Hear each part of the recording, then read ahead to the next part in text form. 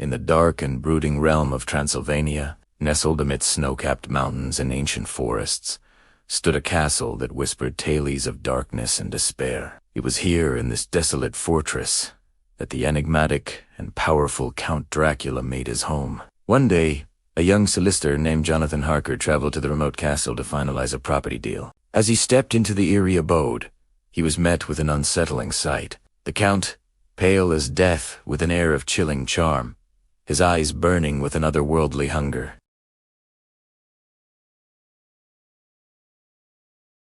The castle itself seemed to stir with sinister energy, its shadows dancing ominously and whispers echoing through its halls. At first, Jonathan tried to quell the growing unease within him, dismissing the strange occurrences as tricks of the light and sound. But as the night wore on, his facade of composure began to crumble. He noticed that the Count's reflection never appeared in the mirrors, his shadow moving independently, a grotesque parody of his master. And in those moments of chilling realization, Jonathan understood he was not a guest in this macabre mansion, but a prisoner. As the full moon bathed the castle in its eerie glow, Dracula's true form began to reveal itself. His brides, pale and ethereal, circled him, their eyes gleaming with a hypnotic intensity. They were beautiful, yet their beauty was as deadly as a venomous snake. Their presence was a haunting reminder of the curse that had befallen this place. Consumed by an insatiable bloodlust, Dracula decided to abandon Jonathan to the horrors of the castle and set sail for London. There in the bustling city,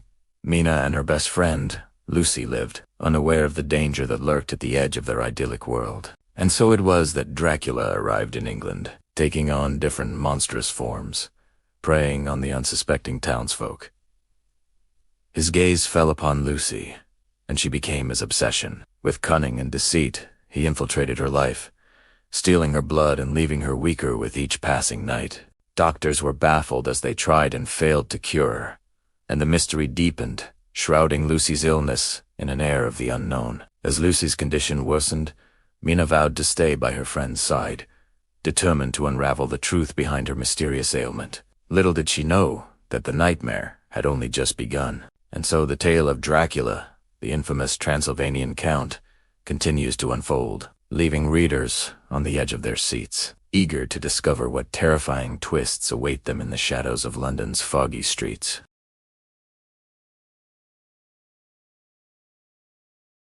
Now, as night had fallen, they were in desperate battle with his loyal servants, fighting to stay alive as the sun began its slow descent. Through it all, Jonathan remained focused, knowing that soon the battle would be over and he could end Dracula's reign of terror once and for all. With a final surge of strength, he threw Jonathan aside and advanced on Mina, who stood frozen in fear. As the silence stretched, his crimson eyes blazing with unholy fire, he turned tail and fled, hoping the darkness would protect him. They knew this was their last chance to end his reign of terror, and now they were in his domain, at the very heart of his power. Suddenly, Dracula rose from the shadows, his face a mask of fury and desperation. His fangs, like the glistening points of ivory daggers, were ever so slightly bared. "You cannot stop me," his voice boomed, echoing through the cavernous hall. Blades clashed, not of steel on steel, but of good against evil. Every parry,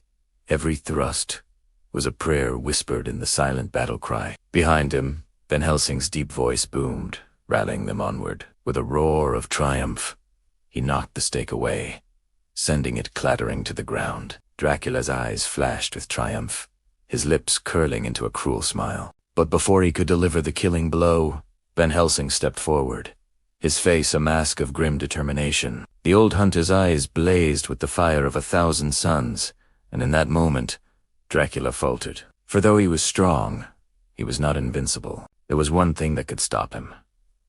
One thing that could break the curse that bound him to this earthly plane. The pure, unadulterated love of an innocent heart. And in that moment, as the vampire's fangs sank into his neck, Van Helsing felt the love of his family, the warmth of their embrace, the light of their smiles. With a Herculean effort, Van Helsing tore himself free and stumbled back, away from the creature of the night. He raised his crossbow, its holy bolts gleaming in the torchlight. 1, 2, 3 bolts tore into the vampire, each one a whisper of God's own wrath. Dracula screamed, a sound of pure agony that shook the very foundations of the castle. Then he was gone, reduced to ashes by the touch of the divine. Outside, the sky was beginning to lighten.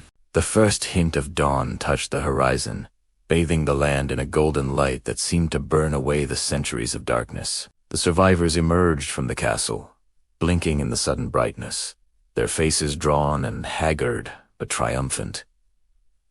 They had done it. They had defeated Dracula, the immortal tyrant who had held them captive for so long. And as they stood there watching the sun rise over the ruins of Castle Dracula, they knew that peace had at last returned to the land.